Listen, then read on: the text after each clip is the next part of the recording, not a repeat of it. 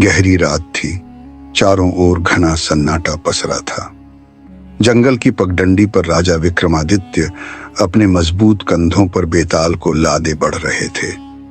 ठंडी हवा के झोंके पेड़ों की शाखाओं से टकरा रहे थे, मानो कोई अनदेखी ताकत उन्हें रोकना चाह रही हो। तभी बेताल हंस पड़ा और बोला, राजा, सफर लंबा है, क्यों ना एक कहानी सुना दूं, लेकिन ध्यान रखना, अगर बीच में बोले तो मैं फिर उड़ जाऊंगा। विक्रम चुपचाप चलता रहा और बेताल ने एक नई अनसुनी कहानी सुनानी शुरू की। बहुत समय पहले अमृतगढ़ नामक राज्य था, जहां का राजकुमार अधीर अपनी वीरता और बुद्धिमानी के लिए प्रसिद्ध था। लेकिन उसकी जिंदगी एक ऐसी पहेली बन गई जिसका हल किसी के पास नहीं था। एक शाम शिकार के दौरान वह गहरे जंगल में भटक गया। तभी उसकी नजर एक अद्भुत सुंदर लड़की पर पड़ी। उसकी बड़ी बड़ी आंखों में एक रहस्यमयी चमक थी और उसकी मुस्कान में ऐसा आकर्षण था कि अधीर वहीं ठहर गया। लड़की ने धीमे स्वर में कहा, मैं नंदिनी हूं।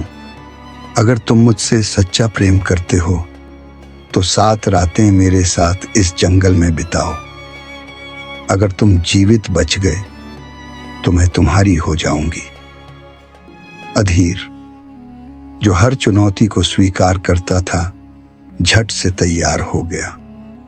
उसे क्या पता था कि यह प्रेम की नहीं, बल्कि एक श्राप की परीक्षा थी। पहली रात जंगल के पेड़ों से रक्त टपकने लगा। दूसरी रात अंधेरे में किसी की चीखें गूंजने लगीं। तीसरी रात उसने हवा में तैरता एक कंकाल देखा। हर रात भयानक घटनाएं होती रहीं, लेकिन अधीर डटा रहा। छठी रात तक वह खुद को विजयी मानने लगा। नंदिनी मुस्कुराई और बोली, बस एक और रात और फिर हम सदा के लिए साथ होंगे। 7वीं रात चांदनी तेज थी, लेकिन जंगल में अजीब सी निस्तब्धता थी। अचानक अधीर को महसूस हुआ कि नंदिनी के शरीर में कोई हलचल नहीं थी। उसकी त्वचा बर्फ जैसी ठंडी थी। उसने घबराकर उसकी आंखों में झांका और सिहर उठा। नंदिनी कोई इंसान नहीं थी, बल्कि एक भटकती आत्मा थी। अधीर घबराकर पीछे हटने लगा, लेकिन नंदिनी की आंखों में दर्द था।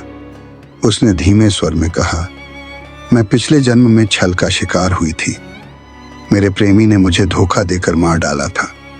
हर 100 साल में मुझे एक पुरुष चुनना होता है जो इस परीक्षा को पार करे, लेकिन अब तक कोई बच नहीं पाया और अब तुम्हारी बारी है। अधीर का शरीर कांप उठा। उसने भागने की कोशिश की, लेकिन उसके पैर जमीन से चिपक गए थे। हवा में एक अजीब सी गूंज उठी और अचानक उसकी आंखों के आगे अंधेरा छा गया।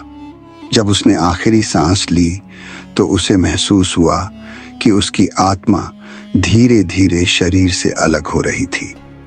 अब वह भी एक भटकती आत्मा बन चुका था, जो नंदिनी के साथ हमेशा के लिए जंगल में कैद हो गया।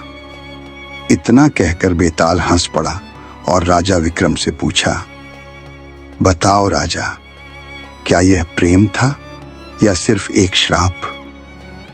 विक्रम ने गहरी सांस लेते हुए कहा, अगर प्रेम शर्तों पर टिका हो तो वह प्रेम नहीं, एक अभिशाप होता है। प्रेम में त्याग होता है, पर छल नहीं। बेताल जोर से हंसा और फिर से उड़कर पेड़ पर जा लटका। विक्रम ने तलवार को कसकर पकड़ा और बिना कुछ कहे एक बार फिर शमशान की ओर बढ़ गया, एक अधूरी जीत के साथ।